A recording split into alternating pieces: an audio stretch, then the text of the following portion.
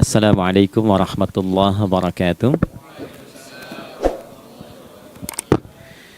Alhamdulillah wassalatu wassalamu ala Rasulillah Muhammad ibn Abdullah wa ala alihi wa sahbihi wa man walah wa ba'd. Faya ibadallah usi nafsi wa iyyakum bitaqwallah faqad fazal muttaqun fala tamutunna illa wa antum muslimun. Faqala ta'ala ya ayyuhalladzina amanu taqullaha haqqa tuqatih wa la tamutunna illa wa antum muslimun. Keluargaku sekalian yang terhimpun di dalam Pertagas, Pertamina Gas, kita mengawali dengan bermohon kepada Allah semoga siapapun yang berada di ruangan ini atau terhubung dalam kajian ini, semoga senantiasa dijaga, diberkahi, dan dilindungi dalam kebaikan oleh Allah Subhanahu wa Ta'ala. Kita doakan yang bertugas di luar kota. Tadi saya dengar info juga Pak Direktur sedang di Semarang. Semoga giatnya dimudahkan oleh Allah dan semoga diberikan keberkahan. Ada satu bagian yang penting amanat Nabi di hadis Muslim pada satu sifat kepemimpinan. Bahwa di antara sifat pemimpin dan yang dipimpin itu harus selalu membangun kekompakan dengan nilai cinta dan doa. Ini yang sering dilupakan. Nabi pernah menyampaikan dan penyampaian ini, hadis ini didokumentasikan oleh Imam Muslim dalam satu kalimat yang singkat, padat tapi mengikat. Khiyaru a'immatikum man tuhibbunahu wa yuhibbunakum. Pemimpin yang baik itu adalah pemimpin yang kalian mencintainya dan ia pun mencintai kalian. Nah, membangun cinta itu salah satu jembatannya dengan doa. Oleh karena itu, di antara doa yang dianjurkan saat Anda memulai pekerjaan, itu bukan hanya untuk pribadi, lancarkan pekerjaan saya, tapi juga sehatkan pimpinan saya, pimpinan mendoakan sehatkan anggota saya, sehingga semua itu melahirkan sifat harmoni yang memberikan kenyamanan dan kebahagiaan dalam bertugas. Nah, izinkan saya mengawali dengan itu dulu, karena itu di antara sunnah yang seringkali terlupakan. Sehingga bekerja itu lebih banyak dilakukan dengan tekanan menyelesaikan tugas dibandingkan dengan rasa cinta untuk bisa memberikan nilai ibadah di dalamnya. Yang kedua, semoga sholat kita diterima oleh Allah Subhanahu wa Ta'ala. Nah, yang kedua ini tidak cukup dengan amin. Kita harus tahu dulu standar penerimaan itu seperti apa. Dan yang kedua, kenapa harus sholat? Ini poin pokoknya. Mengapa sih umat Islam itu cukup hanya misalnya dengan bersyahadat saja dipandang sudah berislam, lalu berbuat baik? Kenapa mesti ada sholat? Kenapa bahkan yang pokok sampai 5 waktunya? Dan jumlah rakaatnya pun diatur sedemikian rupa, sampai teknisnya pun dijelaskan dengan rinci. Saking rincinya, bila ada yang menyimpang dari rincian itu, maka dianggap sholatnya tidak sah dan mesti diulang. Shallu kama ra'aitumuni usalli. Sholatlah kalian seperti kalian persis melihat aku menunaikan sholat. Dan dalam sholat inilah kemudian ada sanad yang tersambung secara ketat sampai-sampai dalam hadis Muslim nomor hadis 397. Demikian di Al-Bukhari juga diabadikan di nomor hadis 757 oleh sahabat Abu Hurairah. Sanadnya tersambung kepada Khalad bin Rafi Az-Zuraiqi, seorang yang sholat di samping Nabi tapi bermasalah sholatnya. Lalu Nabi meminta beliau untuk mengulangi sholatnya. Sampai 3 kali peristiwa itu hingga beliau berkata, ya Rasulullah au kama qala alimni ma uhsinu ghairah. Ya Rasulullah, tolong ajarkan kepadaku karena aku tak punya pengetahuan lebih dibandingkan dari apa yang telah aku kerjakan. Nah, dari dasar ini melahirkan satu pertanyaan kritis ya, dan juga perlu argumentasi yang kuat secara syariah mengapa kita menunaikan ibadah salat. Baik teman-teman sekalian, karena waktu kita sangat padat ya, kita manfaatkan sebaik-baiknya. Saya mohon izin kajian kita akan lebih fokus kepada inti materi sehingga manfaatnya lebih banyak kita dapatkan. Salat satu-satunya amalan di dalam Islam yang mencakup 4 bagian pokok dalam beragama. Jadi ketika seseorang menetapkan dirinya beragama dan ciri satu nilai agama itu bernilai benar, ya, dalam nanti kalau kita mau komparasikan atau kita riset, itu ciri pokoknya ada 4. Satu, ada aspek namanya aspek keyakinan, ya, tauhid atau akidah. Nggak mungkin kan beragama kalau nggak yakin, Ya, karena itu pasal 29 ayat kedua itu mengandung nilai keyakinan. Negara menjamin kemerdekaan tiap-tiap penduduk untuk memeluk agamanya masing-masing dan beribadah menurut agama dan kepercayaannya itu. Ya, jadi nggak mungkin kita bisa menghasilkan nilai kepercayaan dan ibadah kalau tidak ada unsur keyakinan. Atau bahasa kitanya disebut dengan iman. Ya, iman itu nanti juga dipaku dalam setiap nilai kebangsaan di konteks Negara Kesatuan Republik Indonesia. Ini yang paling membahagiakan. Jadi mau jadi pegawai apapun itu syarat, ya, salah satu syarat yang melekatnya beriman dan bertakwa kepada Tuhan Yang Maha Esa, gitu kan? Ya, kemarin saya di BPK itu ada 11 bab Romawi, 40 pasal.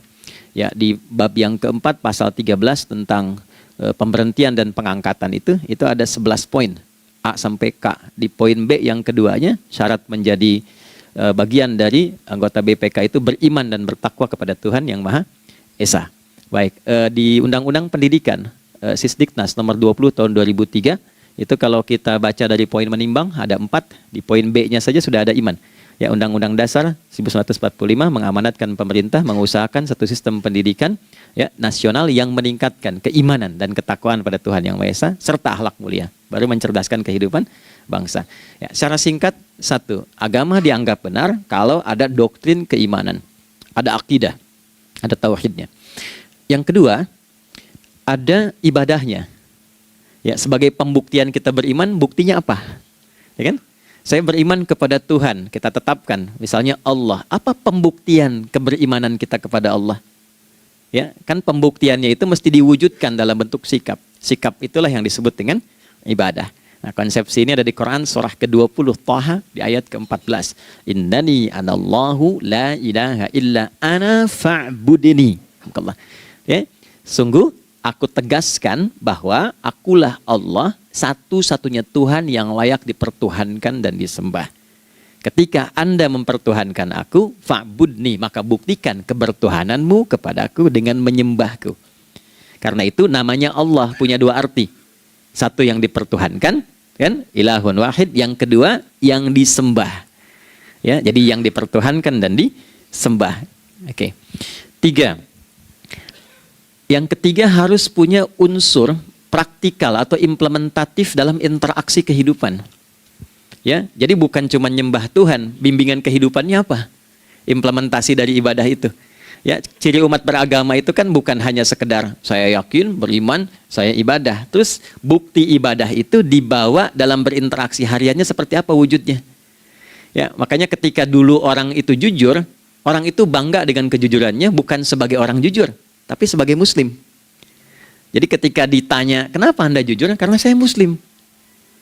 Ketika ada seorang penggembala di Sahara yang sangat gersang, diuji oleh Umar bin Khattab, ingin diambil kambingnya, kan kisahnya viral kan? Baik ya? Oh, tapi ini bukan punya saya. Bilang aja pada tuan Anda, kalau kambingnya hilang satu dimakan serigala. Lantas di mana Allah? Jawaban itu yang menggetarkan kepada jiwa. Jadi kebenaran yang diungkap dengan sikap kejujuran itu implementasi nilai beragama. Nah, jadi praktek ibadah ada di muamalah. Oke, satu akidah. Akidah dibuktikan lewat ibadah, ibadah diimplementasikan dalam muamalah. Itulah sebabnya nanti seluruh bagian tubuh kita ketika digunakan untuk bersifat dan bersikap, itu ada tuntunan iman di dalamnya. Oke? Misal, saya tanya begini ya, ini mukaddimah ya, kita belum mulai nih. Saya tanya gini, apa fungsi mata? Tuh kan, sudah keliru kan? Nah, kalau hanya melihat, hewan juga melihat. Ya, coba kambing melihat, kan? Elang melihat. Lalu apa bedanya fungsi mata kita dengan mata hewan? Ternyata ketika kita meriset ayat-ayat Al-Quran terkait dengan fungsi tubuh kita, itu rata-rata dibuka dengan iman dulu. Quran surah 24, surah Cahaya, ayat 30 untuk laki-laki, 31 untuk perempuan. Qul lil mu'minin. Ya Muhammad katakan, viralkan pada pria-pria yang menyatakan dirinya telah beriman. Yaghuddu min absarihim, gunakan pandangannya itu yang dibimbing oleh imannya untuk melihat yang baik saja menurut standar imannya. Jadi kalau menurut imannya tak baik, nggak boleh dilihat. Karena itu ketika Anda sudah mengatakan asyhadu an la ilaha illallah, asyhadu anna Muhammad Rasulullah, kalimat itu dari lisan turun ke hati, Itu jadi cahaya ke bagian tubuh kita. Makanya ketika Anda melihat, itu ada cara pandang tertentu yang dibimbing iman. Standarnya beda dengan tanpa iman. Kalau nggak ada iman, semua mungkin terlihat. Tapi ketika ada iman, hati kecil Anda akan bicara, ini nggak baik. Palingkan. Nah, memalingkan dari yang tak baik menurut iman, itu namanya ghaddul basar. Oke? Perempuan juga begitu, setara. Wa kullil mu'minati yaghdudna min absarihinna. Dan katakan pada setiap perempuan yang menyatakan dia beriman, maka gunakan pandangan itu dengan bimbingan imannya. Ketika tak baik menurut imannya, palingkan.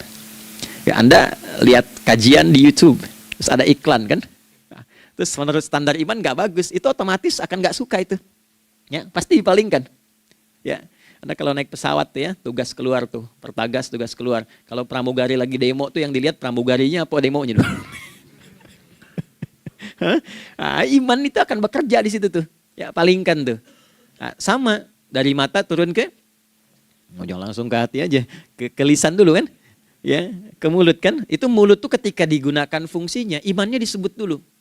Ya, Quran surah 49 ayat 11 misalnya, ya. Ya ayyuhalladzina amanu, imannya dulu. La yaskhar qaumin qaum. Ayat 12-nya la yaghtab ba'dukum ba'dha. Hai orang-orang yang telah menyatakan beriman. Kalau pakai alladzina disebutkan 1080 kali dalam Al-Qur'an, itu kalimatnya diksinya singkat, padat, mencakup semua tanpa sekat.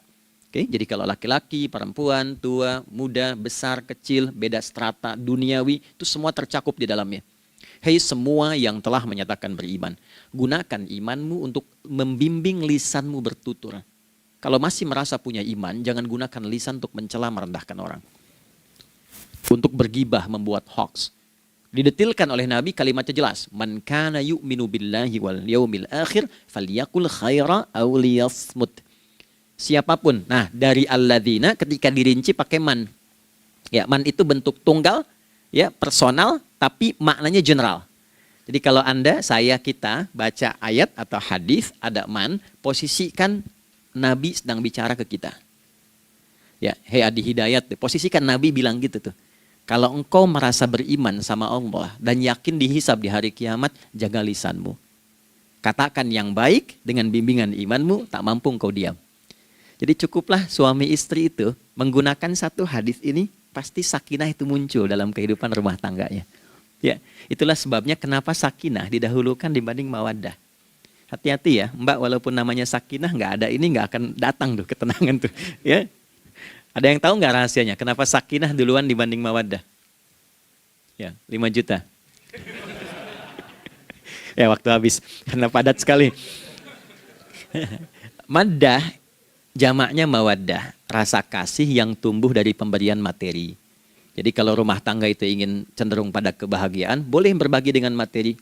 Ya, istri cemberut, Anda datang dengan senyuman, sayang, kenapa? Ya, ini emas 2 kilo, nah itu pasti sehat lagi tuh. Ya, itu mawaddah. Tapi maaf, walaupun Anda mapan bekerja, harta cukup melimpah, ruah, tapi tidak ada ketenangan di rumah tangga, tidak ada sakinah, maka hampa kehidupan rumah tangga itu. Itulah sebabnya kenapa di Quran sakinah lebih dulu dibandingkan dengan mawaddah. Saya tanya ibu deh, ibu pilih mana? Kaya tapi gelisah atau miskin tapi tenang? Oke. Saya paham itu. Saya paham. Suami juga sepakat semuanya. Ya, artinya apa? Kita nggak bisa menghilangkan unsur ketenangan. Oke, itu hanya pembuktian argumentatif ya, supaya kajiannya lebih kepada argumen. Jadi ada akidah terkorelasi dengan ibadah, implementasinya di aspek muamalah. Nah, nanti cara bermuamalahnya diatur lewat akhlak namanya. Bagaimana bermuamalah yang baik? Kan Anda, maaf ya, berekspresi kepada pimpinan dengan kawan kan berbeda. Oke, kepada orang tua dengan anak kan lain. Nah, yang mengatur interaksi kita sehingga terjalin harmoni yang baik, itulah yang disebut dengan akhlak. Nah, 4 poin inilah yang menjadi inti dakwah Nabi SAW ketika diutus oleh Allah Subhanahu wa Ta'ala. Memastikan 4 ini bisa optimal kita lakukan dalam kehidupan. Bonusnya yang kelima, selalu meningkatkan inovasi sehingga selalu mendapatkan hal baru dalam kehidupan. 5 ini digabungkan di Quran surah kedua Al-Baqarah di ayat 151. Kama arsalna fikum rasulam minkum yatslu alaikum ayatina. 1. Oke, wa yuzakkikum 2, akhlak, wa yu'allimukumul kitaba 3, wal hikmah 4, 5, wa yu'allimukum ma lam takunu ta'lamun. Kelima-limanya ini digambarkanlah dalam bentuk ibadah yang melatih kita sebagai pondasi awal menuju dan memantapkan 5 hal ini, yaitu sholat. Itulah sebabnya kenapa sholat yang pokok dilakukan 5 waktu dalam sehari untuk mewujudkan 5 hal ini dalam kehidupan, dan satu-satunya ibadah yang mengumpulkan 5 aspek ini dalam prakteknya hanya sholat. Hanya sholat. Oke, mari kita detilkan, kita rinci, dan di sini kita akan mulai kajian kita. Yang tadi mukadimah ya. Baik, kita punya 30 menit. Wah, padat sekali. Bismillahirrahmanirrahim. 1. Sholat adalah perwujudan iman seorang hamba. Karena itulah kalimat sholat pertama kali disebutkan dalam Al-Quran, itu letaknya setelah kalimat iman. Al-Baqarah ayat 3, Alladzina yu'minuna bil ghaibi wa yuqimunas sholat. Orang-orang yang telah menyatakan beriman dan konsisten menjaga imannya. Beda alladzina amanu dengan yu'minun. Amanu telah beriman. Tapi kalau dia komitmen dan konsisten terus menjaga imannya sampai saat dia berpulang pada Tuhannya, maka berubah nanti bentuknya kalau di bahasa Arab jadi mudhari'. Kalau di bahasa Inggris kan tuh punya 3 arti, present, continuous, and future. Jadi kalaupun sekarang terus berlangsung sampai masa depan pun saya tetap akan beriman. Nah, pembuktian untuk menjaga iman itu pembuktian utamanya pada sholat. Itulah sebabnya satu-satunya amal ibadah dari rukun Islam yang 5 itu, ya, satu-satunya amal ibadah yang disebut iman dalam Al-Quran hanya salat. Teman-teman boleh buka Quran surah kedua Al-Baqarah di ayat 143. Ya, di pertengahan ke ujung ayatnya. Saya percepat. Wa ma kana Allahu liyudhi'a imanakum. Dan Allah nggak akan pernah menyia-nyiakan salat seseorang yang dikerjakan karena imannya. Ayat ini turun, ketika ada terjadi pergantian arah kiblat dari yang tadinya semula ke Masjidil Aqsa, lalu berputar 180 derajat, beralih ke Masjidil Haram. Nabi sedang berada di luar Madinah. Madinah tempo dulu wilayahnya nggak seluas cakupan sekarang. Oke, kalau diilustrasikan area sekitaran Masjid Nabawi sekarang itulah Madinah lah. Di luar itu sudah di luarnya. Nah, Nabi sedang sholat, riwayatnya banyak menyebutkan, ada yang mengatakan zuhur, ada asar, ada maghrib. Di pertengahan itu turunlah Al-Baqarah ayat 144. Qad nara taqalluba wajhika fis sama' falanuwalliyannaka qiblatan tardaha fawalli wajhaka syatral masjidil haram. Maka berputarlah dengan turunnya ayat ini 180 derajat menghadap ke arah Masjid Al-Haram. Problemnya adalah ketika Nabi dan pengiring beliau kembali ke Madinah, area Masjid Nabawi, kan nggak semua masyarakat ikut. Maka virallah informasi itu bahwa kiblat telah beralih ke kiblat awal, yaitu Ka'bah Al-Musyarrafah. Maka penduduk panik pada saat itu. Status sholat kami yang tadi dikerjakan bagaimana? Karena sedang nggak bisa diulang, sudah pindah waktu. Maka turunlah kemudian firman Allah yang Al-Baqarah 143 itu, wa ma kana Allahu liyudhi'a imanakum. Karena engkau mengerjakan sholat itu dengan imanmu, maka Allah nggak menyia-nyiakan imanmu itu. Maksudnya apa? Walaupun arah kiblatnya tidak tahu mengarah kepada sisi yang belum berubah, tetap dihitung pahalanya sempurna karena imannya. Gitu. Nah, ini nanti yang menjadi landasan turunnya Al-Baqarah ayat 115. Walillahil masyriq wal maghrib fa aynama tuwallu fathamma wajhullah. Kalau Anda sedang tugas nanti di lapangan, lalu sulit menemukan arah kiblat. Aplikasi susah karena sinyal nggak masuk misalnya. Oke. Kemudian juga matahari agak remang-remang sehingga sulit untuk terlihat patokannya. Maka dengan keyakinan, dengan iman itu, menghadaplah ke arah yang kita yakini, maka berlakulah Al-Baqarah 115. Di saat itu diterima amal ibadah kita sama dengan yang menghadap kiblat dengan dasar imannya. Oke. Nah, pengertian terbaliknya, mafhum mukhalafahnya, maka Nabi mengatakan, al-farqu bainal mu'min wal kafir tarkus shalah. Beda antara orang yang beriman dengan yang belum beriman adalah pada sholatnya. Jadi kalau ada orang mengatakan sudah beriman dan tidak menunaikan sholat, ini artinya keimanannya belum diakui sepenuhnya oleh Allah Subhanahu wa Ta'ala. Jelas ya? Halo, kenapa sedih begini?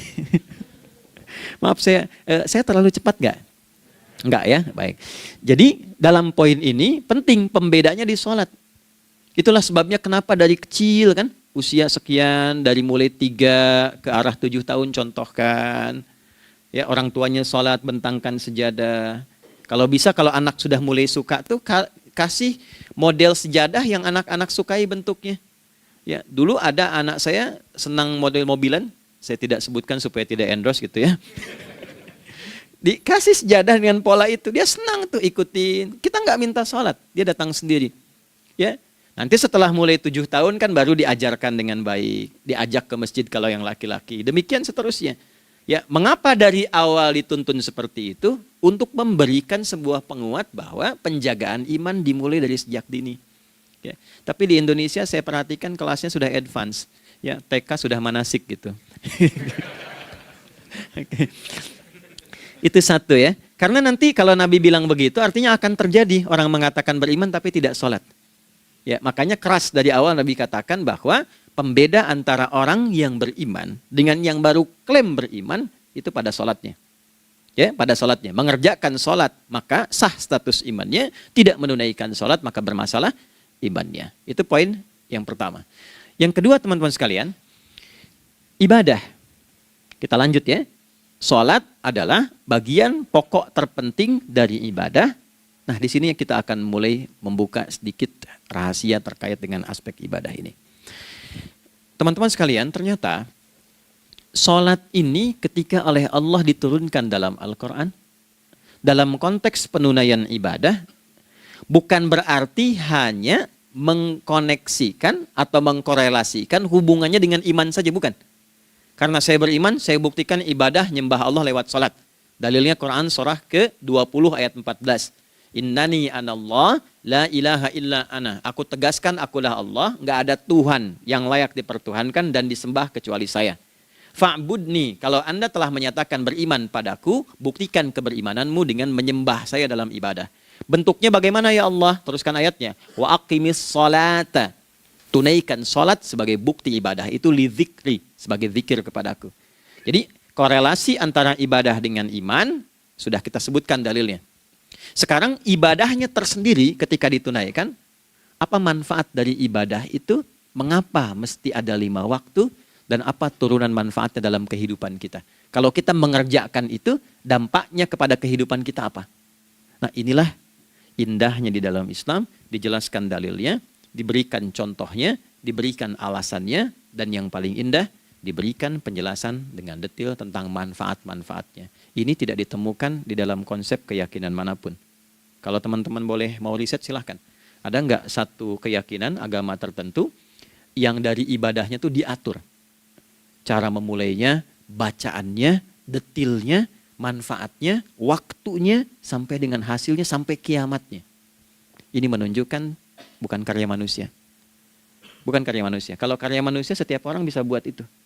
Ya, ketika ini menunjukkan bukan karya manusia, maka pertanyaannya dengan cara apa lagi Allah memberikan pembuktian pada kita bahwa Ia Tuhan yang hak yang harus kita sembah. Nah, kalau sudah paham, mari kita rincikan turunan tentang sholat ini. Kita mulai satu-satu teman-teman sekalian dari waktu sholat. Alhamdulillah. Seperti kita ketahui waktu sholat ada 5. Tapi yang sering kita dapati dari yang 5 ini tidak semua orang mengetahui tentang makna dari nama dan pembagian di waktu ini. Yuk kita mulai rincikan. Sholat yang pertama namanya apa?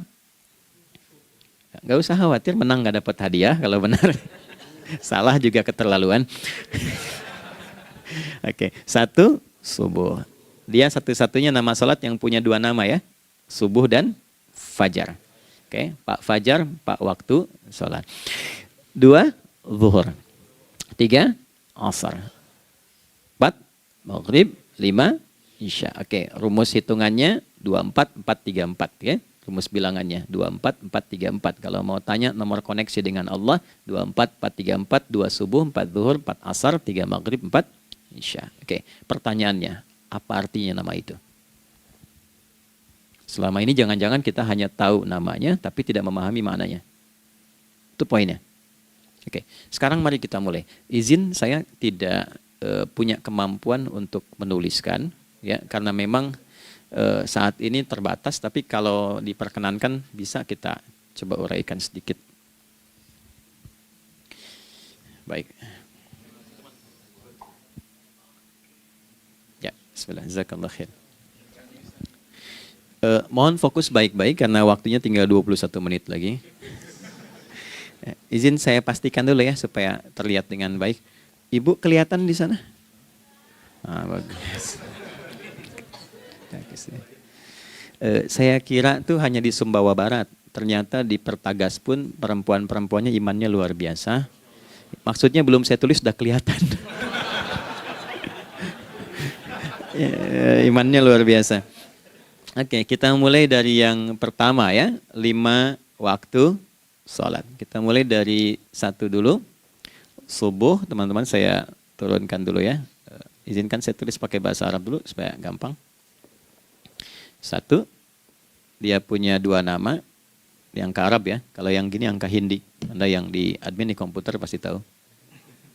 Ada Fajr. Kata subuh ditemukan di Al-Quran surah ke-81 At-Takwir ayat 18. Kalau keliru tolong diingatkan.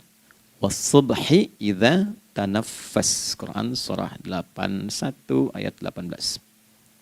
Ya. Nggak usah di ilmu utak-atik ya. Oh ini kenapa 81 kalau dibalik 18? Itu cocok logi. Ya, abaikan aja itu. Ya. Fajar agak banyak di Quran terkait dengan nama sholatnya ada di Quran surah ke-17 di ayat 78. Aqimis salata liduluki syamsi ila ghasaqil laili wa qur'anal fajr. Inna qur'anal fajri kana masyhuda. Yuk kita mulai ke maknanya dulu. Ingat rumusnya ya. Rumusnya ini selalu begini rumusnya. Aqidah selalu punya korelasi dengan ibadah.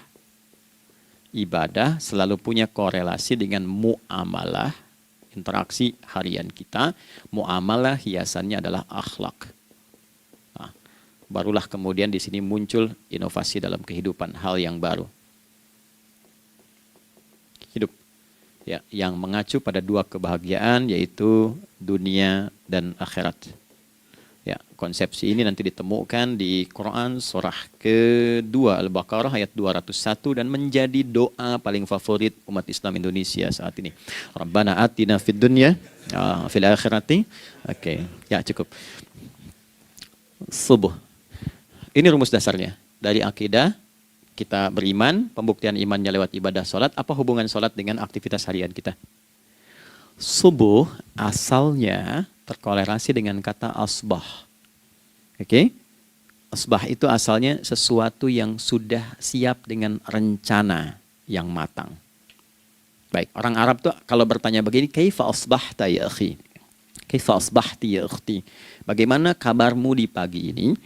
Itu bukan hanya nanya kabar kesehatan. Beda dengan kaifa haluk, beda. Ya, itu bertanya bagaimana kabarmu hari ini, aktivitasmu bagaimana? Lancar, sudah siap, planning bagus dan sebagainya.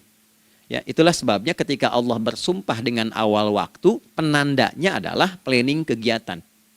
Ya, was-subhi dan aku bersumpah demi waktu subuh, awal mula untuk berkegiatan, idza tanafas, apabila sudah mulai bergerak. Bersamaan dengan nafas yang keluar itu, maka sudah jelas rencana yang dibuat.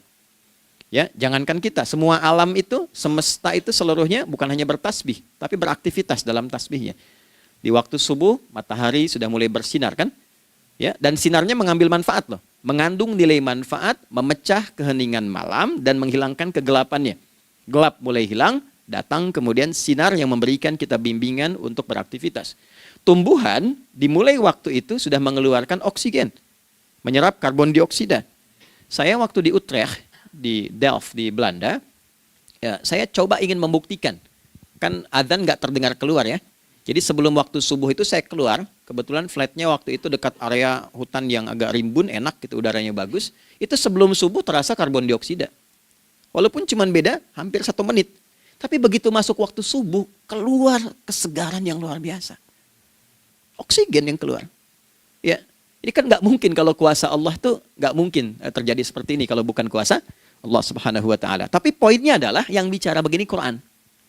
Nah sekarang yang ingin saya katakan adalah Alam semesta dalam konteks seperti matahari, kemudian tumbuhan, binatang, ayam bahkan mulai berkokok, punya planning yang teratur. Masa kita makhluk yang dihisab tuh nggak teratur? Nggak punya perencanaan? Maka subuh itu mengajarkan kepada kita, jangan sampai ada orang Islam yang punya keimanan, lalu menunaikan sholat, diajarkanlah oleh Allah, setiap masuk subuh itu harus punya agenda yang jelas. Planning yang terukur. Jangan terjadi mengaku muslim, beriman, tapi nggak jelas perencanaan hidupnya. Jam 7 mau di mana? Jam 8 kerjakan apa? Anda dari sini ketemu 7 ke 4, atau setengah 8 ke setengah 5, 8 jam kerja. Oke? Berangkat jam berapa? Petakan di jalan macetnya di sebelah mana? Ukur sampai kantor tiba jam berapa? Apa yang mau dikerjakan di kantor? Itulah Islam, itulah subuh. Sehingga tidak ada satupun orang Islam di era Nabi mengajarkan beraktivitas kecuali terukur dan teratur. Bahkan Nabi memulai itu evaluasinya di malam hari. Sehingga turun di antara surah Al-Insyirah itu ada ayat yang tegas mengatakan di ujungnya, فَإِذَا فَرَغْتَ فَانْصَبْ. Evaluasi yang telah berlalu di malam hari, evaluasinya menyeluruh sampai ke zikirnya. Dicatat nih. Ya, aku hari ini secara spiritual itu, mohon maaf, sholat jamaahnya berapa waktu tuh? Dari 5. Oke? Misalnya dari 5 itu cuma 4, berarti koreksi ada yang kurang. 1, ya. Yang kedua, secara intelektual sudah berapa bacaan yang dibaca saat ini, ilmu yang ditingkatkan, mensyukuri anugerah akal dan sebagainya. Bekerja sempurna enggak? Turunkan ibadahnya bagaimana? Ketika ada yang kurang, istighfari. Ya, sebagai seorang ayah, ada enggak sesuatu yang salah yang dilakukan belum sempurna? Sebagai seorang ibu, anak dan sebagainya, istighfar. Itulah sebabnya sebelum tidur Nabi ajarkan istighfar. Yang kita tahu 70 kali kan, 100 kali. Yang saya tanya, 1 ke 70 itu istighfar apa saja? Apakah hanya bilangan di lisan? Atau dari lisan diingatkan oleh pikiran, ditembuskan ke hati? Istighfar sebagai seorang ayah yang kurang maksimal melihat anak dengan baik. Anda boleh punya jabatan di kantor, boleh direktur, boleh manajer, boleh macam-macam. Tapi ketika Anda pulang, Anda seorang ayah. Saya di Timur Tengah disebut syekh, di sini dipanggil kiai, dipanggil ustadz. Pulang ke rumah, anak saya nggak kenal itu semua. Anak saya nggak peduli itu semua. Belum pernah seumur-umur saya mengajar, lalu saya pulang, anak saya menunggu depan pintu dan memanggil, kiai. Tidak ada. Dia ingin ayahnya. Ingin ayahnya. Ya, kenapa nggak kita hadirkan istighfar pertama kita itu karena kita kurang perhatian. Kurang perhatian kepada anak misalnya. Saya kalau pulang tengah malam dan semua tertidur, saya lihat satu-satu. Perbaiki cara tidurnya, doa, lihat satu-satu, minta ampun sama Allah. Dan ya kadang sebelum mengalirkan air mata kita nggak bisa tidur karena nggak tahu nanti ketemu lagi nggak di akhirat. Ya, itu poin yang paling penting. Nah, jadi istighfar pertama itu untuk diri kita ketaatan pada Allah, untuk diri kita sebagai anak pada orang tua, sebagai suami punya tanggung jawab istri atau sebaliknya, demikian seterusnya. Nah itu kalau sudah kita bisa lakukan, dievaluasi, direncanakan besoknya. Fa'idha faraghta fansab, direncanakan lagi yang berikutnya, besok mau ngapain, tulis malam. Kalau kita biasakan begitu, tidurnya enak. Karena nggak ada beban, damai hidupnya. Dengan teman damai kalau ada perselisihan sebelum tidur. Ya, jadi nggak ada orang mengigau itu masalah-masalah kehidupan dunia yang belum tuntas. Ini dunia saat, maaf, terjaga bermasalah, saat tidur pun masih bermasalah. Gara-gara kamu nih, kapan istirahatnya? Ya. Nah, ketika kita bangun dari subuh itu, maka rencana yang sudah kita siapkan itu, teman-teman sekalian, dibawa menghadap Allah supaya minta kemudahan, minta kelancaran, minta pendampingan, minta bimbingan. Itulah sebabnya kita dipanggil sholat di awal waktu, supaya rencana yang sudah kita siapkan itu minta taufiknya, persetujuan dan perlindungan dari Allah. Inilah yang menjadikan rahasia umumnya para sahabat memulai berkegiatan sejak dari masjid. Teman-teman boleh riset deh hadis-hadis tentang sholatnya sahabat dan kaitannya dengan syuruk dan pekerjaan. Rata-rata memulai dari masjid. Mereka tungguin, evaluasi, begitu siap, syuruk, minta sama Allah, berangkat. Saya mau kasih satu rahasia ya. Boleh jadi ijazah tapi ini diantara kita aja ya. Anda boleh lakukan, berangkat ke masjid itu dengan baik. Terus minta misalnya, ya Allah, Kau perintahkan aku untuk berikhtiar, sekarang aku lakukan. Kau perintahkan aku untuk merencanakan, sekarang aku ikhtiarkan. Mohon lindungi, mudahkan, dan berikan bimbingan terbaik untuk mendapatkan hal yang wajar, halal, baik, dan kau ridhai. Anda berangkat. Pulang, Sebelum nyampe rumah, mampir dulu ke masjid. Masjid terdekat dari rumah aja.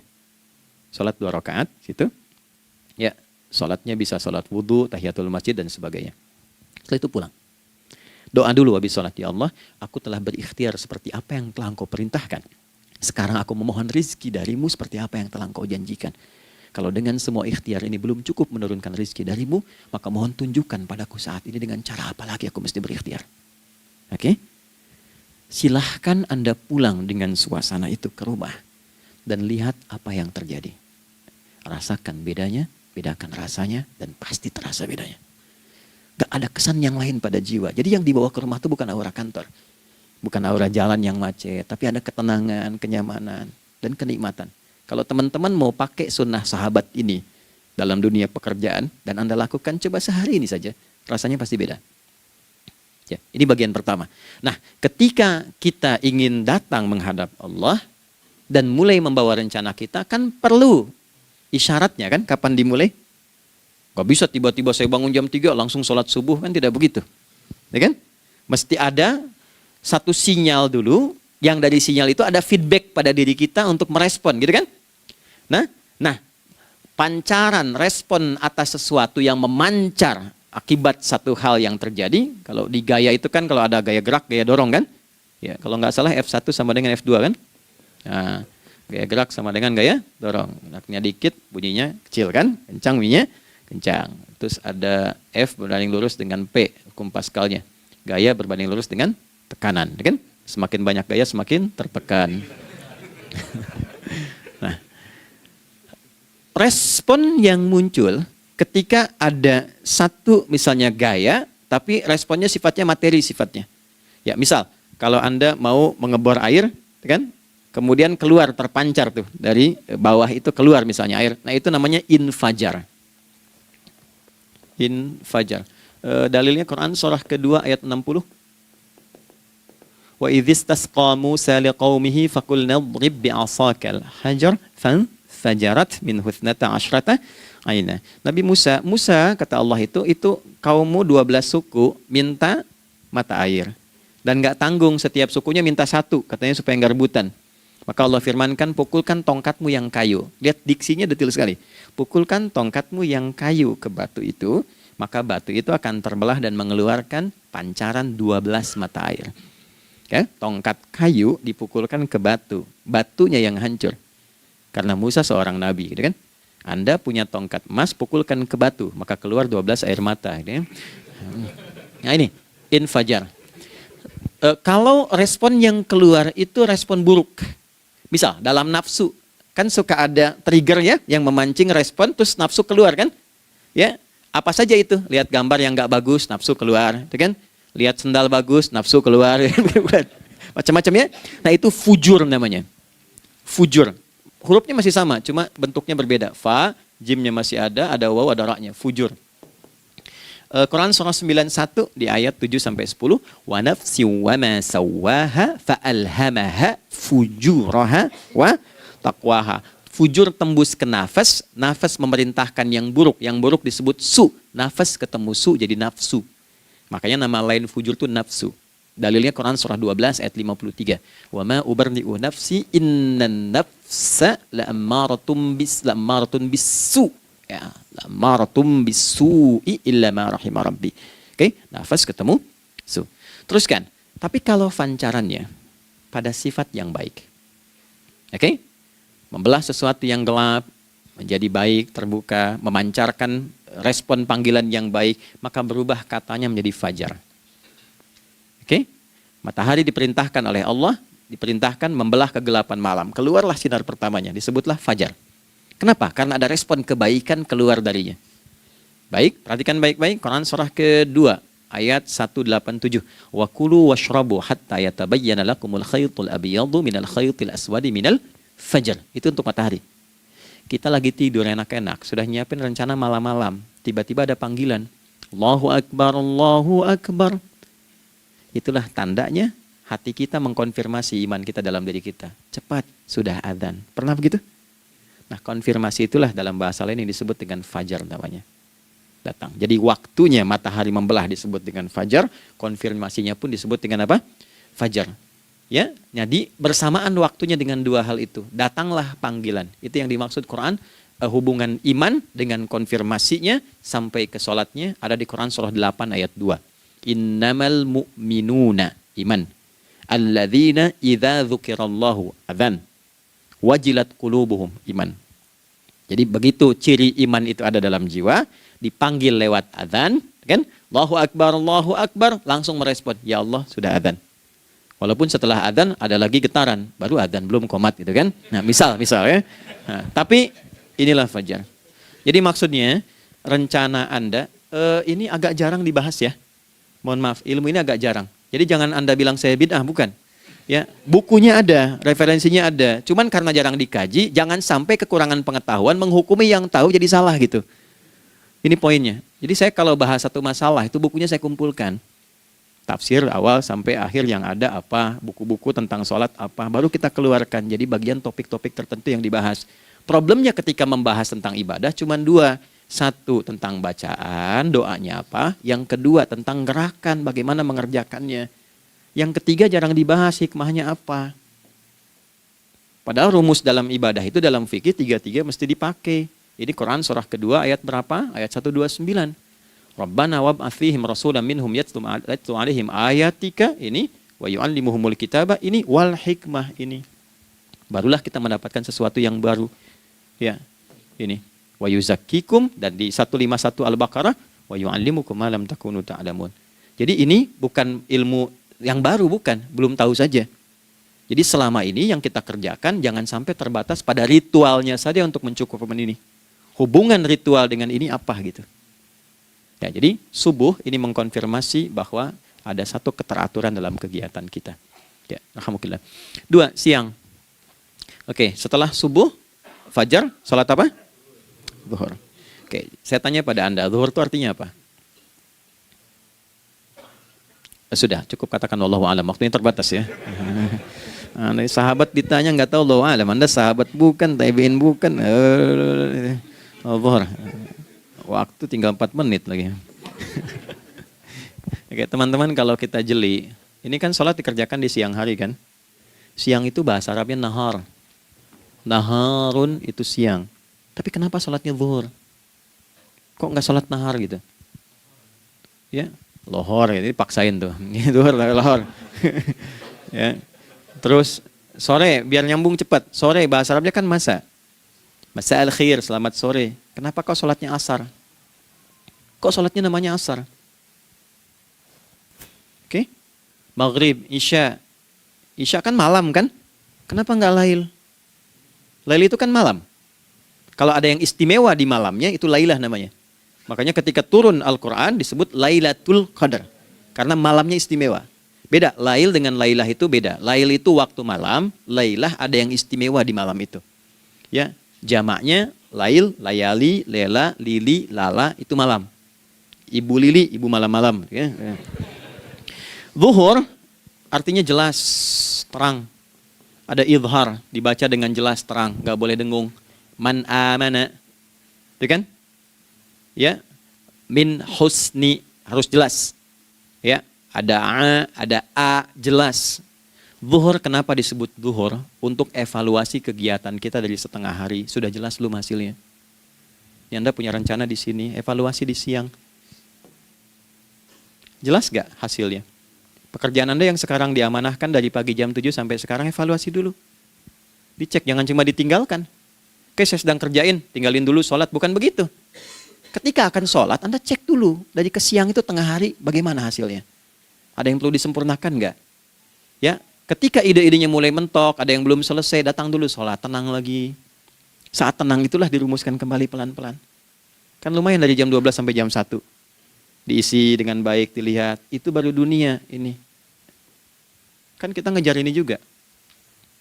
Karena nanti ayat 200-nya, ada yang cuma ngejar ini. Wa minan nasi may yaqulu rabbana atina fid dunya. Bukan, kalau nggak hafal diam aja. Wa minan nasi may yaqulu rabbana atina fid dunya wa ma lahu fil akhirati min khalaq.